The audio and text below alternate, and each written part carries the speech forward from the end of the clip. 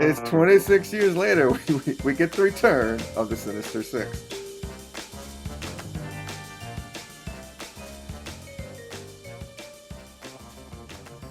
It's so long, it's so long that one Sergei Nikolaevich Kravenov is dead. He's been dead for he's been dead for years in Marvel at this point too, like Yeah, 5 or 6 years in regular reality. yeah, since the Kraven's last hunt occurred. Yes, Yeah, since he buried Spider-Man and took yeah. over his This is persona. contemporaneous when Kraven's girlfriend wife starting out the Torment series in the New Spider-Man comic with Todd McFarlane. Right. So this is that's a good way to gauge the time on this. So this is right after Todd McFarlane left Amazing Spider-Man and got his own adjectiveless Spider-Man title. So and Dave Michelinie is writing and Erik Larsen is drawing, and they're probably like, "What should we do?" They're probably like, "What? No one has written the Sinister Six in 26 years." All we can tell you is Erik Larsen, I think, is the biggest Sinister Six fan ever.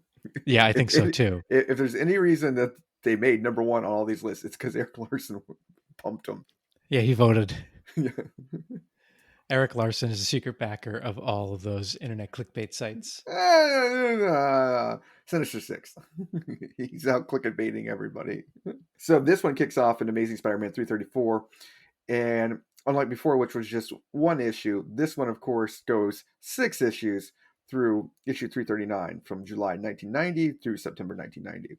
And as Yeah. Kevin pointed out, we get a new author and a new artist and one of the hip artists of the time, but there's some quirks along the way because we no longer have the Sinister Six. We no longer have Kraven, so they're going to have to re-recruit everybody. But of course, to get it all kicked off, it's Doc Ock again coming up with an idea. And how does it kick off? Well, it kicks off with Spider-Man fighting Electro because Electro was trying to rob, I think, some kind of I don't remember exactly, but I think a power plant of some He's trying sort. to rob the research institute that Peter Parker's working out, where they're going to launch a shuttle to study ley lines for alternative energy sources. Oh yes, that's right. So it is That's power. right. It is a power research. Yeah, the ley lines run through this entire story like ley lines. Yes. But so apparently Doc Ock's been scheming for a while because he shows up and interferes, and Doc Ock is pimp now. He is dressed like a pimp. Tell us about that. So he in this episode, he's wearing a 3-piece white suit, right? Right, right. White suit, black tie. I mean, white tie, black shirt. Yeah, yeah. Basically, like the best reverse Roy Orbison ever. A pimped out version of Colonel Sanders without the buckets of chicken. Yes. Well, he's like if Colonel Sanders had no chicken and he was a Bond villain. Doc Ock is like a Bond villain in these. Still has the bowl cut though. Still Right. can't afford a proper hairdresser. Correct. Bowl cut sunglasses, and he's always smoking a cigarette too. Not in necessarily the beginning of this issue, but Yeah. and Doc Ock, like Spider-Man, really has some trouble generally in these issues fighting Doc Ock. They've really upped his power scale. Well, this is where they went. Yeah, this is what made him just lowly Doc Ock, Tubby Doc Ock, to actually sinister villain Doc Ock over the years when they started ramping it up. So when Doc Ock goes to his tailor, they gotta know it's Doc Ock, right? Because they're like, yeah, leave the 4 holes in the back. I mean, he goes for the fitting, right? And they have to measure the tentacles, right? Yeah, I think he finds a tailor. He's got to stick with one. Yeah, gets him to make a bunch of suits and then just kills him. I don't really think. Wait, Doc Ock isn't that mean. He doesn't just kill his tailor. He might just kill his tailor. He can't just kill because he keeps getting better dressed. In the next, not this story, but the next story. In the next story, they're very murdery. Yeah. Well, it becomes very 90s. Yeah, it does become very 90s for sure.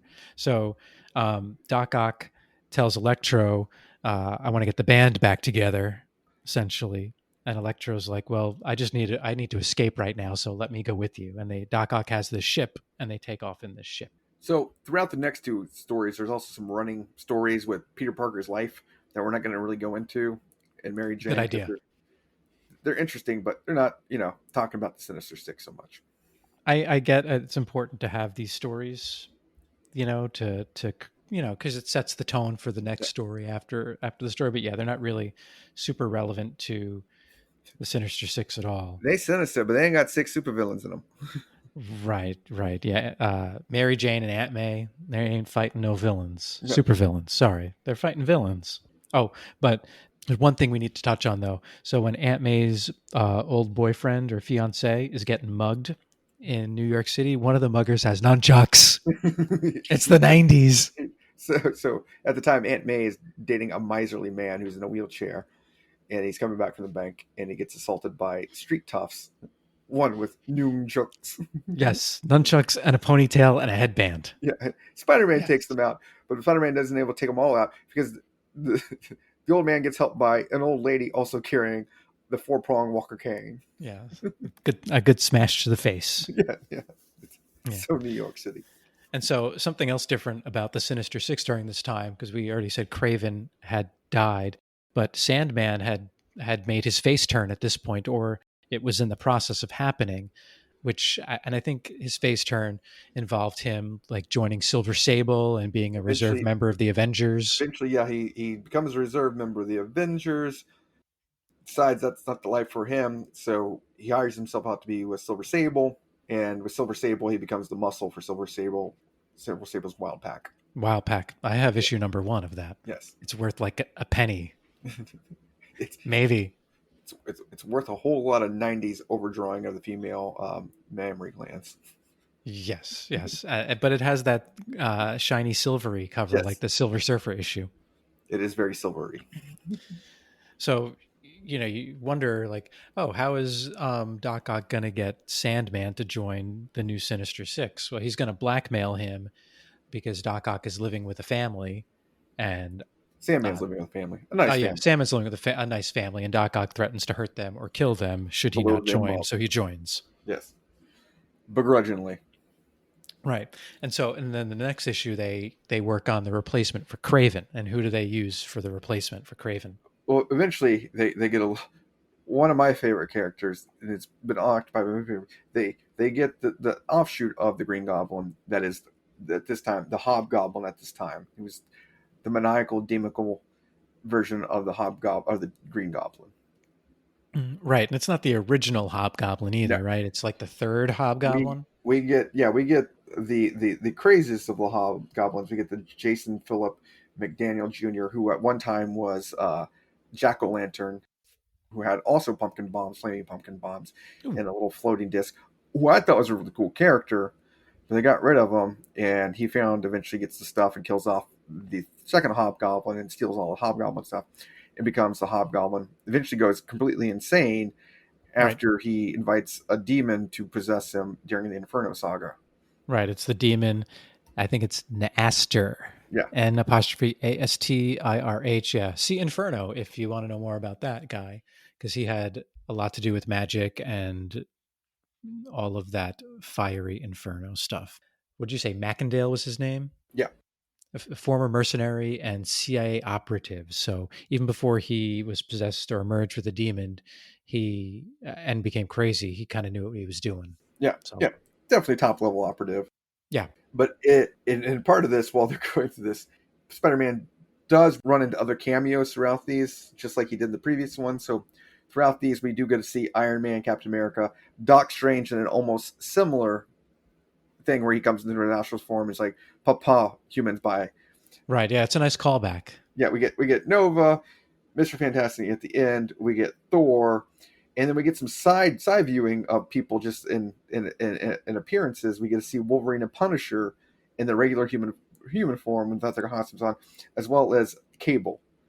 Oh, really? Yeah. I didn't see Cable. Which issue? Cable comes in and at 336 when we meet the Vulture. But also in the midst of this, we get to see one Flash Thompson. Oh yes, who is at the time dating Felicia Hardy, who is the Black Cat. And to get back at Spider-Man, who she knows as Peter Parker, she's dating his best friend, Flash Thompson, and to break his heart. And Flash Thompson and them run on into Mary Jane and Peter Parker on the sidewalks. And Oh, Flash it's the Thompson best. wearing the most 90s of outfit, which is a Oh, purple spandex. with blue Zubaz. Oh, and there's a lightning arrow pointed down to his crotch. Yes. Oh, it's the best. It's spandex, right? Is it spandex Zumbas? Did you ever own Zubaz? No, I did not. Did you? They look No. so comfortable though. They do. I heard. So the side story. You remember from NWA, the Road Warriors, later on Legion of Doom. Yes, this is wrestling They, for you. yeah, wrestling everybody. They invented those pants They for invented because Zubaz? yeah, they did. That's at least that's what I read. They invented those pants because they were really comfortable to wear during workouts. That's got to be cash money in the I 90s. know. I know. All that Zubaz money. Yeah, I don't remember where I read that, but They made fat football fans happy around the world. they sure did. They sure You did. could eat nachos for days and still feel comfortable. Yeah. Yeah. Legion of Doom was good. Road Warriors were a good team to watch, and they had all that side money. So we get to see that, but we also get to see one of my favorite of all the happenstance Spider-Man villains, and that's the Shocker. Oh, yes, the Shocker. I thought he was going to. I hadn't read this story before. Yeah, the Shocker. K State. I hadn't read this issue or this story before we read it today. I'd read the one we're going to be talking about next, but I thought it would have made sense to invite the Shocker onto the Well, that's what I team. thought they were teasing, that they were Yeah. going to invite the Shocker, being a perennial Spider-Man villain. Yeah. But I guess maybe they already got two electric people. They don't want to have the Shocker and Electro. Yeah. Yeah. It is a bit redundant, I suppose, but I think they did, and I like what they did because they were spending. If you in the story, they spent a lot of time gathering the Sinister Six. So in the meantime, Spider-Man has to fight someone. So I really like that part of the story. At least they added in other Yeah, things for Spider-Man to be doing during the time, like Spider-Man the whole time. I saw Doc Ock pick up Electro. Things can't be going good, but he doesn't know they're making the Sinister Six again. right. And in the meantime, he can fight nunchuck street thugs and Shocker. So it works out perfectly. And he just happens. Spider-Man is great at just being in the right place at the right time.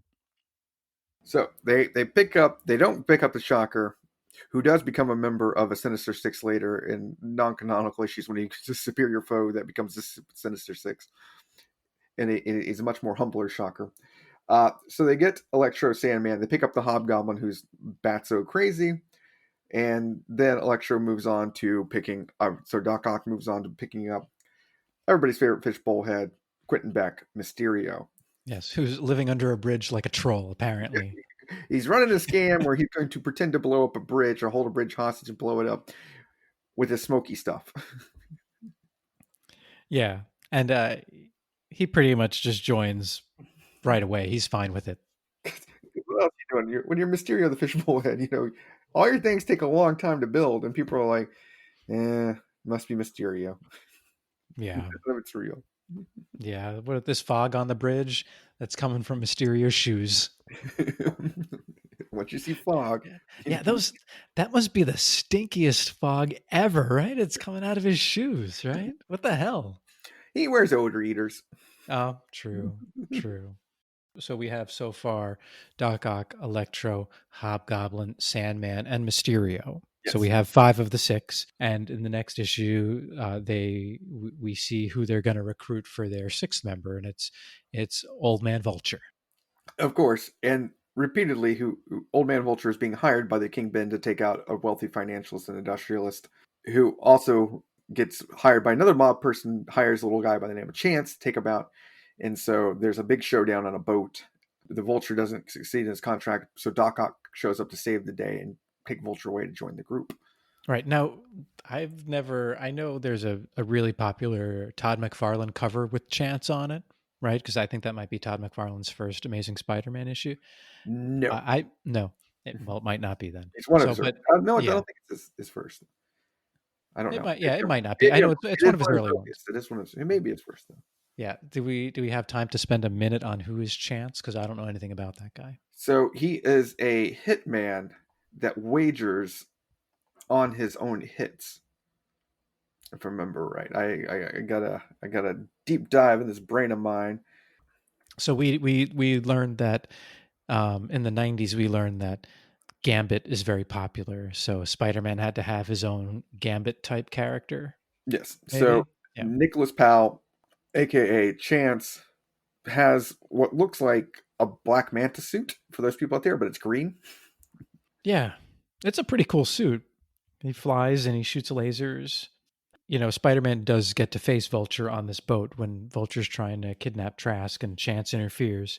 But yeah, it is almost exactly like a Black Manta suit, except the fishbowl head isn't as big. Um, but So Spider-Man just basically, oh puts a sorry. bunch of web over his face, and um, that's enough for Chance to just leave, which is great. So yeah, Chance doesn't take payment for the murders immediately. So you don't just give him the money and then give him money later. He says, "I put my money against your money, so it's double the payment if I succeed." So you can just like hire Huh. Chance to kill anybody. You can be like, "I'll give you $5 to kill this person." He's like, "No, I'll put my $5 on, and if I'm able to execute him, I get your $5 plus another $5 and $5 more." Oh, yeah. That sounds like a terrible thing to do. But I don't think he lasted very long. I haven't heard of him, seen him in anything Well, since. according to Marvel fandom, normal bets included $5,000 for burglary, 10,000 for murder, and Ooh. 20,000 for an important theft. So his fees aren't that high. Yeah. Well, I mean, 10 grand to maybe hire in the 90s. 10 grand to hire a supervillain. Well, yeah, good point. I mean, that costume must have cost a ton, right? Okay, look, I ain't gonna hire him to kill anybody, but I might hire him to hang out with me and walk down the street Right. $50. and shoot some And if you stuff. make it down the street, then, Yeah, then you got to pay him 100. yes, I'll take a chance on that. All right, name the greatest fictional character ever named Chance. Oh. It's a Jean-Claude Van Damme character. My mama named me Chance because you know the rest. It would be one Jean-Claude Van Damme in a little movie, John Woo's first American movie, Hard Target, where the character's name is Chance, and when asked why he had such a Oh, strange, my mama took one. my mama took one. Wow, I had to dig deep for that. I had to That was dig a good all the way dive. back to the Way 90s. to Oh, catch, taking oh, it back. oh, that's great. Oh. Oh, yeah. Sorry, everyone. We had to, I gotta get another dig beer. deep into an old inside joke. Yeah. So they recruit Vulture, whisk away in the Octopus Doc Ock's flying hover vehicle to plan their big to do caper, which Doc Ock has thought out.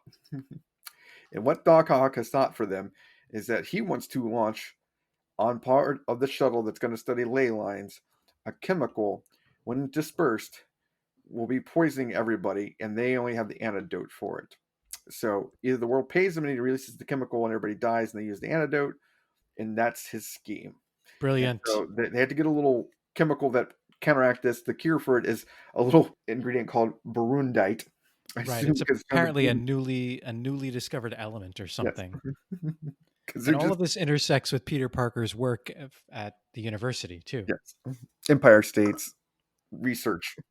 And so they just as before he handed out envelopes, they hand out envelopes for the task in this this one as well. Oh, But they're do not they? I random. missed that part. They're not random envelopes. He goes, "Here are your assignments," and of course they're in envelopes. He hands them to him. So he That's sends right. Hobgoblin and Electro to steal the Brundite, which Peter Parker can't foil, Oh, and then Hobgoblin and Mysterio. yeah, Hobgoblin and Mysterio to do some other stuff as well. Yeah, No, I think Hobgoblin and Mysterio steal the Barundite. yes, you're right. But I can't remember everybody else's assignment. I can't remember everyone else's either. Other people Vulture are and supposed to go Sandman. steal Oh, wait. equipment. Vulture and Sandman go to steal like a submarine tank. Yes, hardware. They're big into the He technology already, of weapons. he already has a ship. Why do they need a submarine tank? Oh, but all right. So and now this part, I'm going to let you talk about this part. We've learned something new about Vulture's powers when they're stealing the submarine tank at Roxxon. So they send them to Roxxon to take the equipment because Roxxon also has like a private army full of super equipment, and that gets into a whole series of things in Avengers. If you guys ever read it, where the Roxxon people are actually kind of an evil corporation with an army themselves. But they have these tanks that Vulture goes to steal. So to distract them, Vulture, the old man, Adrian Toomes, swoops down and picks up a whole tanker truck of oil and drops it down. Right. Yeah. I mean, I guess that exoskeleton gives him some real strength. He goes from using a lasso to being able to lift tanker trucks and drop them on the ground. It's a natural progression. He's like, please, this lasso. I'm strong enough to lift tanker trucks. I know. I'm going to go practice my lassoing tomorrow. So hopefully in 30 years, I can lift tanker trucks. I'm always amazed that Marvel's able to make away Roxxon an evil corporation, which their logo looks just like Exxon. We all know it's Exxon. Oh, that's right. They're not even hiding it. It's like the Magia. Yeah. It's not the Mafia, it's the Magia. The Magia. It's like, yeah, we know who you're talking about. It's not Roxxon, it's Exxon. But, so they're able to get this equipment to set up to actually get to the launch pad for the alternative energy, where we see Mr. Fantastic downtown talking about how this is going to solve all the world energy problems. And so they go to take it over, heist it, and put the thing on there. That's where the big fight breaks out, where Spider-Man's on his own, finally taking on the Sinister Six all at once by himself. We're finally living up to what the Sinister Six should be. Right. It only took 26 years, but we're there. We're there. And it's, it's really fun to watch Spider. I haven't read a lot of Spider-Man recently, but it's a lot of fun reading these books. Spider-Man generally is hilarious, as we all know. So it's great to watch him or read about him doing this. Yeah. What makes him the best character in all of Marveldom is his quips, his powers, his stick-to-itiveness. Right. His ability to get with people that wear Zubaz. That's right. So he has to fight them all at the same time, and it's not going well. We saw earlier that Hobgoblin stole a vial of the poison, and Hobgoblin used it on Spider-Man, and it was a cliffhanger at the end of an issue. And then the next issue starts off with all of them standing around Spider-Man wondering why he isn't dead.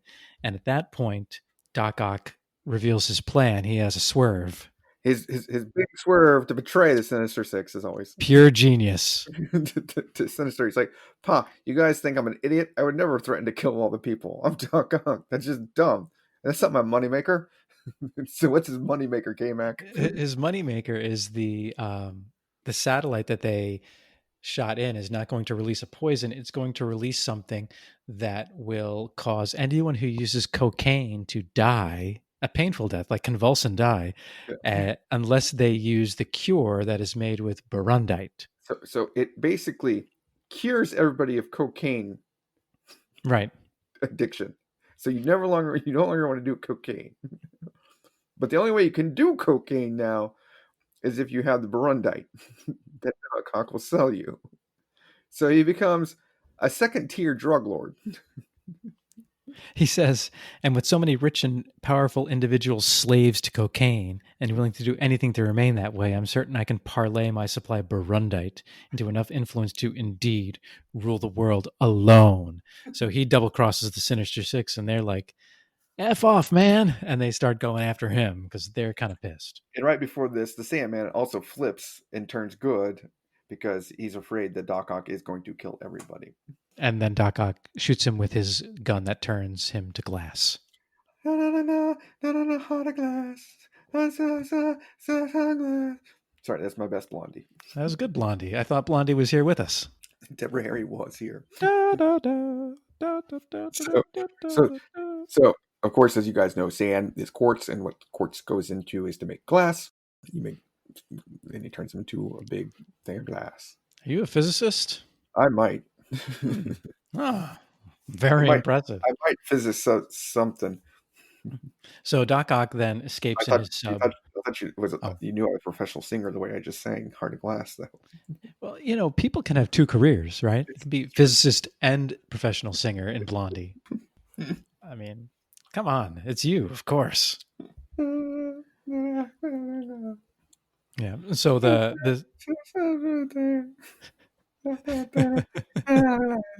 so, very good. So we go forward. So 4 of the 6 escape. Nah. And Doc Ock runs in the sub, throws the gun into the water, and makes Spider-Man make a choice. So Spider-Man has to grab the gun to save Sandman and let Doc Ock go. But Sandman knows where Doc Ock's base is, right? Is that how Spider-Man finds Doc Ock's base after Yes. that? Right. And so this is why Doc Ock is a Bond villain, because when Spider-Man finds him, he's working on stuff, but he's using one of his octopus arms to pour himself a martini. That's why he's a Bond villain. It's also why he's tubby. Correct. Which is right, which is constantly mentioned in all these issues. But they get in a big fight.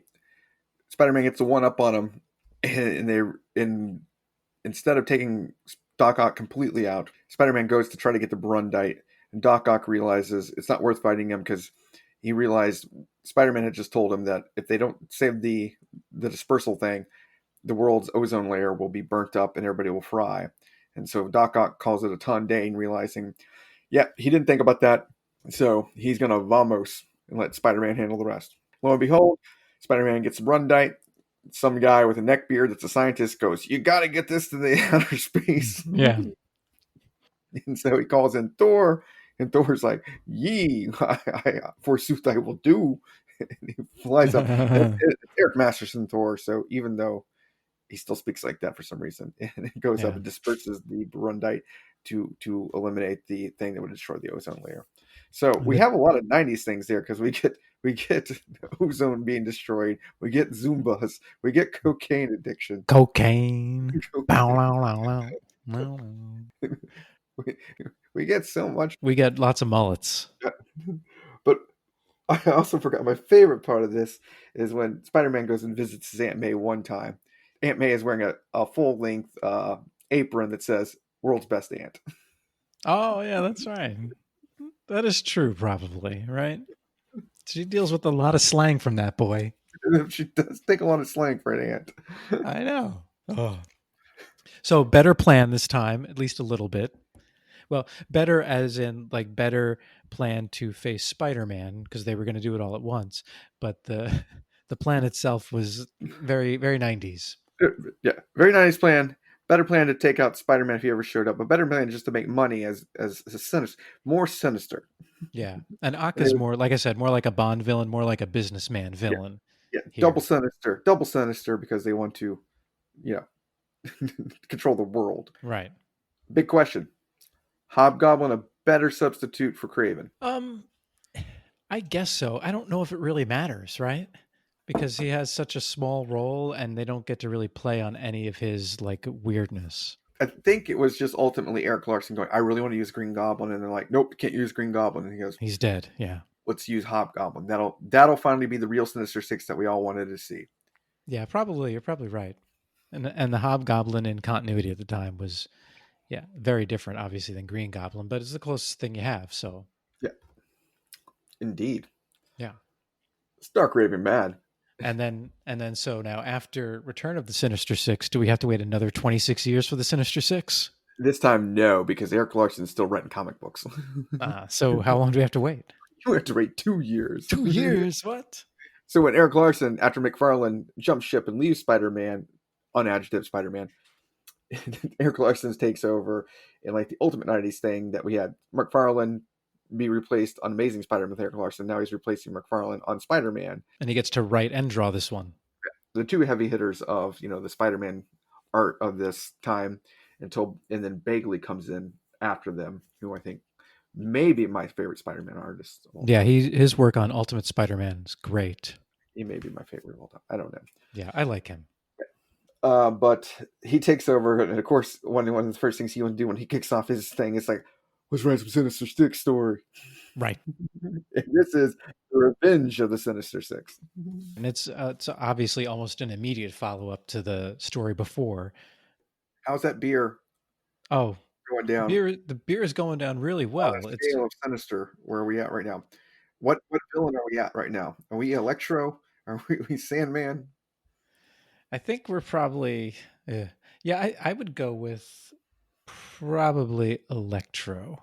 I'm at Electro also. Yeah, I'm at Sinister 5. Sinister 5 out of 6.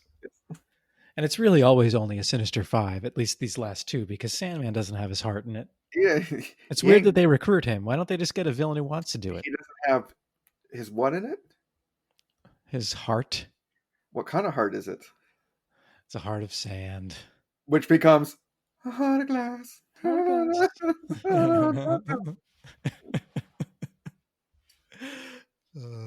We're going to run a little long on this one, folks. We still got to go through the revenge story, and we're at 1 hour, 19 it's not minutes. that quick. It'll be a quick one here. Yeah. So, this one doesn't have much substance, but it has a few few elements that are really cool. Well, it takes it back to the original Sinister Six annual, where they want to sell other people's books, which is the Ultimate 90 Things, where they do mashups. So we get it kicked off right away with Spider-Man and a Danny Ketch Ghost Rider fighting off with some cyborg monster. Yeah, because Ghost Rider is really popular then. A psychotic transformer. Yes. And it is Danny Ketch? Yes. Okay. I can never get those straight. It's not Johnny Blaze. Yeah. Oh, right. Johnny. Yeah, that's right. Johnny Blaze comes into the Danny Ketch stories a little bit, but he's not. Yeah. I had some of those. He becomes his advisor. So after he's able to banish the Ghost Rider demon, I can't think of his name now. It's like Theranos, Darthos, something like that. Yeah. Either way. So then Sandman's family gets brocadoomed and their house is blowed up. Yep. So he blames Doc Ock. So yeah, Sandman goes back to check out the family that he used to be staying with, just to keep an eye on him because new Doc Ock was threatening them, and Bloomies kills off, or doesn't kill them off. They go to the hospital. Amazingly, in a giant explosion, they don't die. It was a huge explosion, like really, really big.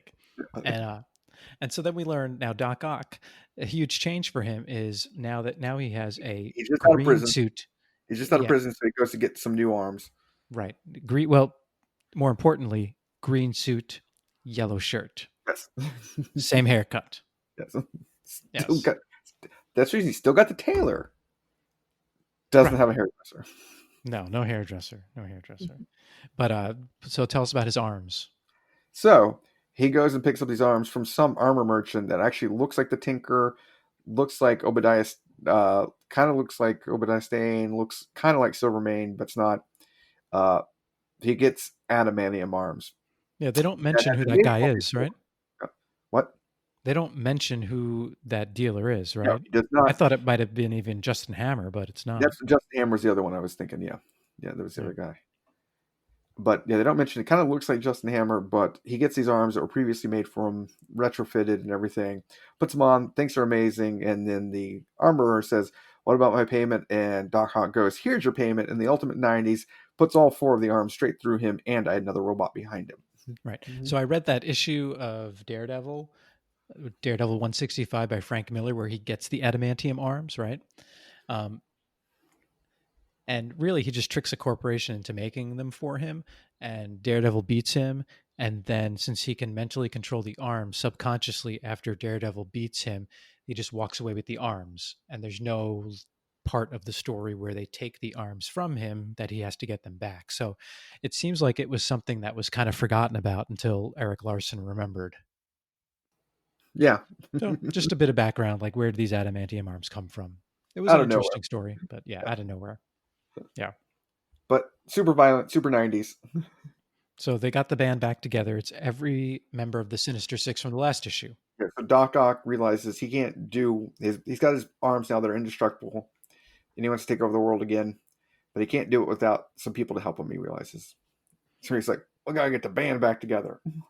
Electro rounds up everybody from the last group. Electro rounds up Sandman, Hobgoblin, Mysterio, and Vulture to take out Doc Ock.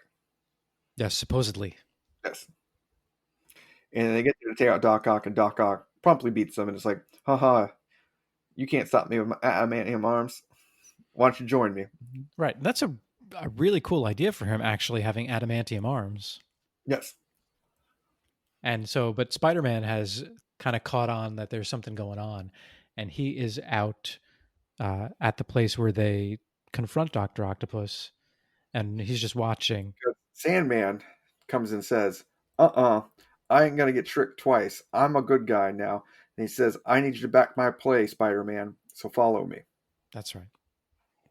That's right. And then Sandman gets turned to glass, of course. Yes. Eventually Again. gets tricked again Yeah. immediately. Yeah. Immediately. So he's out of the story. So Um, Spider-Man is watching the Raptors, sees them all together, realizes this is his chance to take them out, and swoops in to take them out, and proceeds to get his ever-loving ass beat. right. But while And he, he's trying to win and get his ass beat, Sandman comes in to help out, gets turned into glass.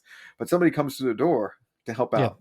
yeah, the Hulk shows up, and this is Smash Hulk. Yeah, this is Smart Hulk, though. This is during his Pantheon days, where it's when he turns to the Hulk, he's Banner's personality, and when he turns back to Banner, he's the Hulk's personality. So it's Smart Hulk, and Hulk, like, he takes out most of the Sinister Six, but then gets his ass handed to him by Doc Ock.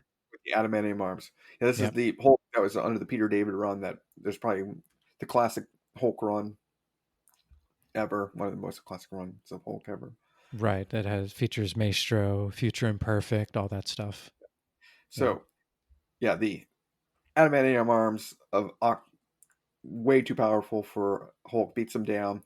They throw away the Hulk. They throw away Spider-Man into the East River. And then we have our next cameo. Nova finds Spider-Man floating in the East River and says, "Hey, thought I'd help you. Now I got to go." Drop. Also, check out my popular comic, New Warriors. New Warriors. Right. And then same thing happens. We flash to Deathlock, who Deathlock has a connection to that weird Transformer robot cyborg guy that Spider-Man and Ghost Rider were fighting in the first issue of this story. And Ghost Rider, not Ghost Rider, but Deathlock is looking for that, the source for that dude, whatever he was. And we also have the worst character ever. We have Solo. Solo is mad. Some terror going on. Right. Solo is stupid and he's mad. No. And that's all we need to say about Solo. So Solo, the Green Punisher, as I like to call him, doesn't punish all crimes because he's not upset at first at Doc Ock for just being a criminal. He's like, Doc Ock, if he just wanted to be a criminal and take over the world again, that's okay. But Doc Ock becomes a terrorist. Yeah. And Solo only fights terrorists because wherever Solo lives, terror dies. Yes. So he's Punisher. He uses guns. He's green and he has a teleportation device, but he doesn't kill healing. Like if you're a pickpocket, you can pickpocket all day long in front of Solo. Not going to worry you. If you wanted to commit corporate crime, that's perfectly okay. Everything up to I think maybe murder, I think he's okay with. Right. And he has a green healing bath too, which, all right. So Spider-Man realizes he's outgunned, so he builds himself a web cannon, which is like a backpack and arm shooters for his webs. Looks really cool. Yep. But it doesn't help. Gets taken out again by the Sinister Six. Ass whooped. Right. So Doc Ock just explodes it, and he's stuck in a gigantic. Spider-Man's stuck on a gigantic web. That's So very well drawn. Doc Ock realizes they need some more weapons, so they head over and take out the facility with the Sinister Six, which is possibly one of the greatest things ever. In my Say opinion. it again. The Hydra facility that they take out? No. First they go. I don't know if it's a Hydra facility, but first they go to this facility where No, they the go other- to another. They go to another dimension. They go to get the weapons in another dimension first before they take Right. out Hydra. And so they go to this other dimension where they come back with guns.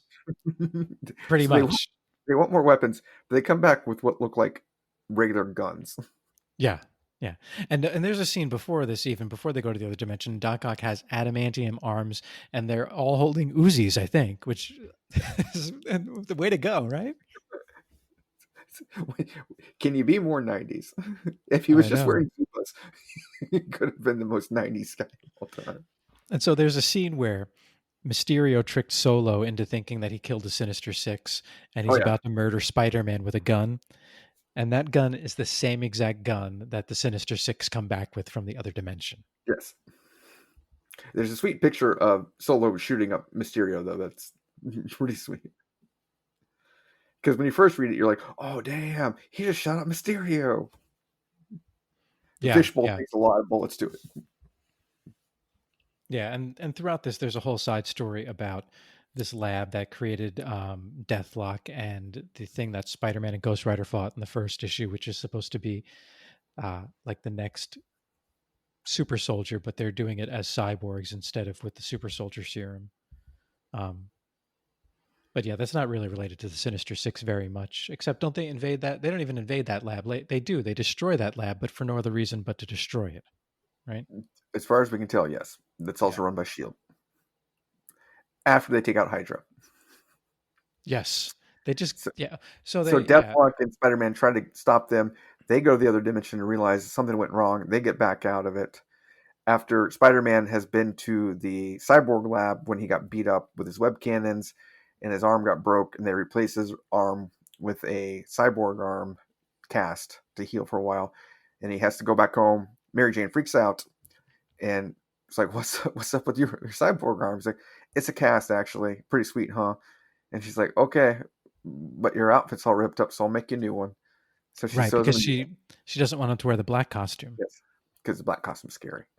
All right, and so about like after they get back from the other dimension, we have costume switch from Doc Ock back to his white suit, black shirt, green tie. So he's kind of keeping the theme. I like that he has the green tie because Yeah, green is his color.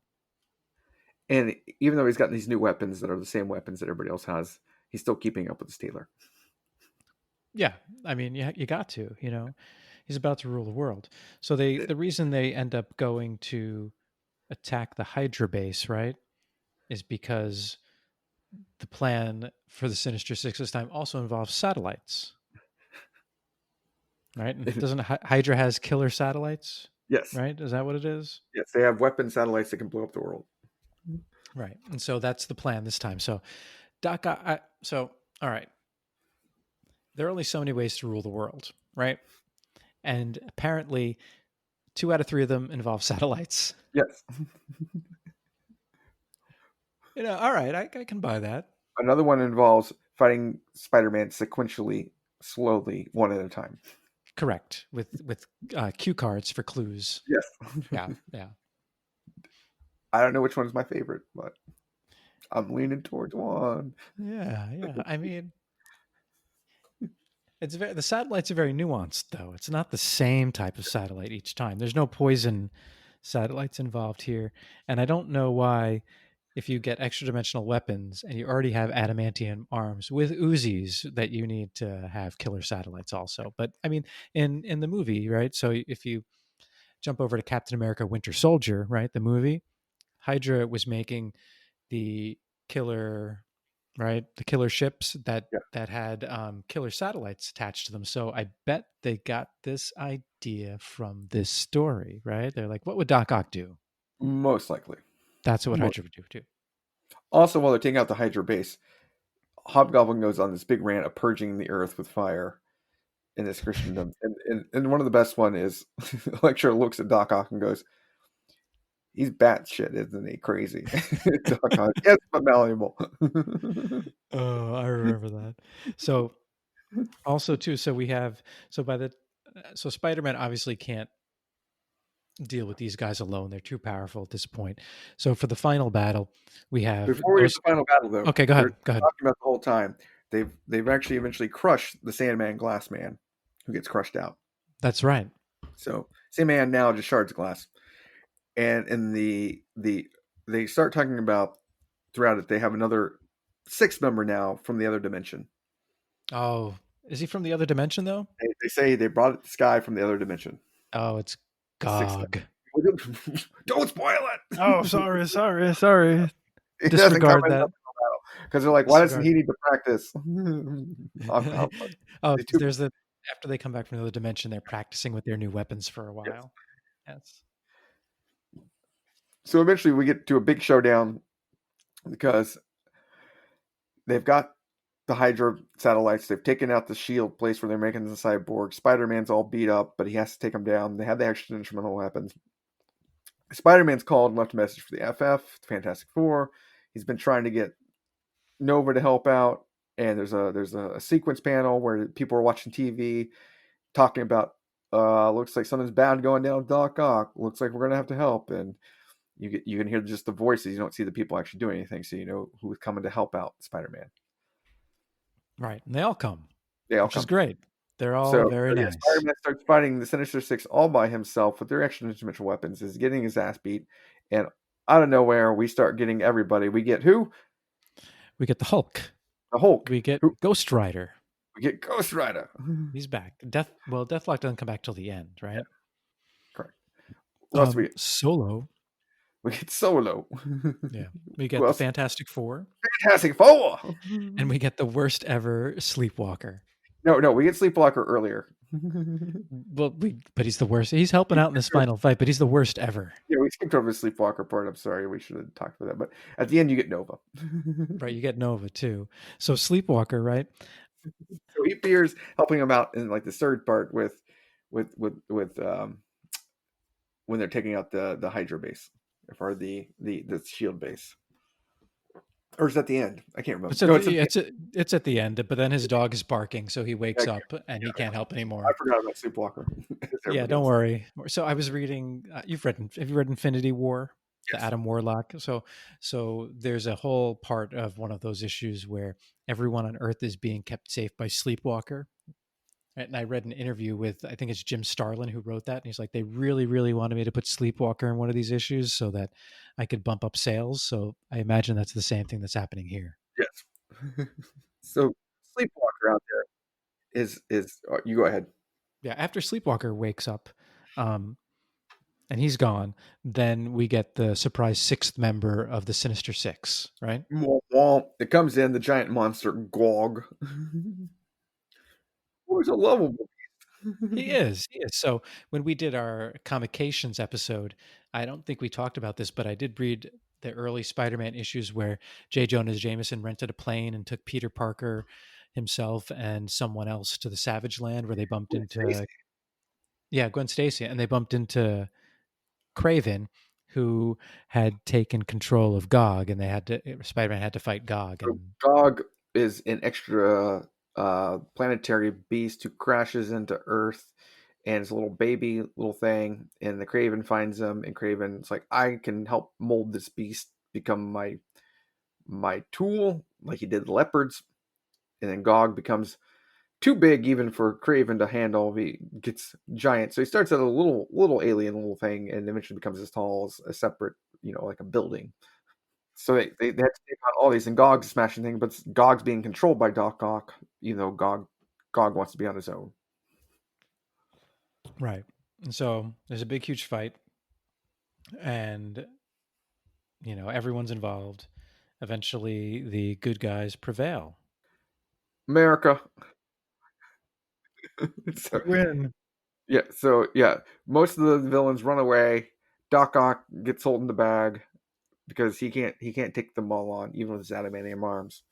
They slap the cuffs on all four of his appendages.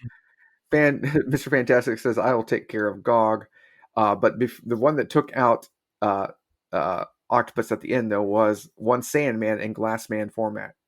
Oh yes, in glass shard format. It does not kill him, but could have killed him. And Spider-Man gets talking to. Yeah, he did give him a talking to. Don't use that slang, Glassman. Don't Yeah. talk about all shook up. So the Revenge of the Sinister Six was just like it was a constant. Like every issue was just fight, which is a lot of fun. Yes. Yeah, it is just a schlock fest of cameos and fights. Yeah, it's like it's like what you would get on your birthday, right? Like Peter, and it turned out to be Spider-Man's birthday at the end. At the end, yep. Wonk wonk. Mary Jane gives him a big birthday. Also, did you notice throughout both the Return of the Sinister Six and the Revenge of the Sinister Six how many times Erik Larsen draws Mary Jane's backside? Yeah. It's pretty often. Like I think he just doodles Mary Jane's backside constantly. Yeah, it's all over Savage Dragon issues too. big fan of the backside, I think. Mr. Larsen. Right. And I wouldn't call it the Return of the Sinister Six as much as the Return of Mary Jane's backside. Right. Revenge of Mary Jane's Backside. Origin, the Badonkadunk backside. Uh, Maybe, maybe that's really the six. Those are the two members that aren't in the Sinister Eight. right. Good point. Good She point. clapped, she cried. Because shouldn't it be the Sinister? Shouldn't it be like the, I don't know, the Octavian Eight, the Audible Eight, or Yeah. something? Yeah, that's a good point. And they never really have six members. The first time they had six members, but they always I don't really count Gog as a member. Do you think he's just They kind of an added eventually at the end? they consider him a canonical member on the Marvel fandom thing, but he didn't want to serve, just like Sandman didn't want to serve. After this, for the people out there that know, the Sinister Six goes on to various incarnations where they have more than six people, under six people, and my favorite is in the Superior Foes. They take on the name Sinister Six, even though they have five people, and they frequently wonder why they're called the Sinister Six, even though they have five people. And Boomerang says, "What's more criminal than that? We're called the Sinister Six, but we only split the loot five ways." That's good. There's like Sinister 16 too, isn't Yeah, there at yeah. some point? So it goes through lots of incarnations. I'm amazed that it ranks so high as one of the best supervillain teams of all times, and it has to be because of the name. All right, if you had to make your ultimate Sinister Six team, which are your Sinister Six team? Ooh. All right. So Spider-Man villains. Oh, so I would pick I'd keep Doc Ock because he's just Doc Ock stays in. I agree. Doc Ock stays in. I would probably, I mean, if we're making this back around this time, I'd put in Venom. Venom. Okay, I will Put keep in, Venom in there. I would put Green Goblin in there. Green Goblin. We have to keep the Green Goblin. Sub out Hobgoblin, bring in Green Goblin. Yeah, I would keep Electro because I like Electro. Electro. Um, I would probably keep Mysterio. I like Mysterio. He's a little weird, fishbowl head, but I'd probably keep Mysterio. And then, um, like, I don't want to put two symbiotes in there. I like Carnage, but two symbiotes might be too much. You know? That's symbiosis. Yeah. And maybe like some comic relief. I always liked Rhino. I'd put Rhino in there. Yeah, that'd be a good Rhino. Yeah. But I noticed you suspiciously left out Rocket Racer. Oh, the Rocket Racer. Well, yeah, I would take out if I could just put in six Rocket Racers, that'd be what I'd do. Just put in six of The them. Rocket Racing Sinisters. Yeah. That is There's no number that starts with R. by far the best. Would be just six Rocket Racers, unstoppable. Yeah. So People. it'd be Rocket Racer, Cardiac. Oh, I can't think of any more terrible villains. The guy with the nunchucks. The kid from the park with the nunchucks. Yeah. That would so far. I can't think of any more right now. Trapster, Paste Pot Pete. Oh, yeah. Paste Pot Pete was in the original like Frightful Four, wasn't he? Or Correct, something? yeah. Yeah. That's back when he had street cred. Yeah. Him and Shocker, could hang out together.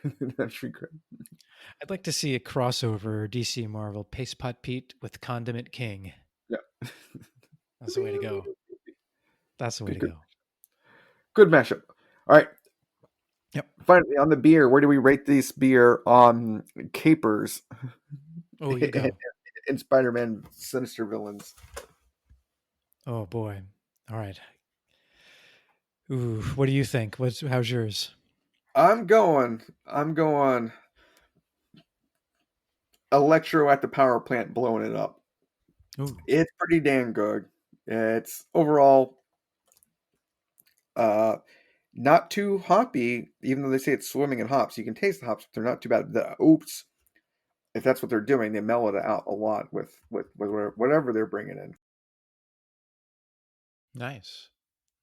And what brewery did you say that was from again? This is Silver Branch Brewing out of Silver Spring, Maryland.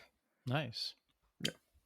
I'd probably give mine racquetball court with surprise steel casing with surprise steel box because it's you see it, it's like looks just like a regular beer or racquetball court, but then when you drink it, you get all these other flavors. It's like a surprise steel box that comes in around you, and you want to drink it so much you can't breathe the air anymore.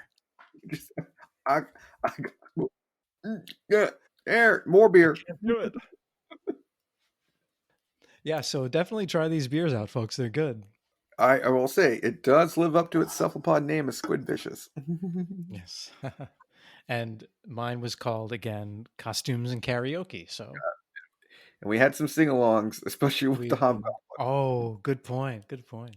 So, anything else cool now that you're reading? I've been reading Something is Killing the Children, which I think it's like a fun horror comic. James Tynion.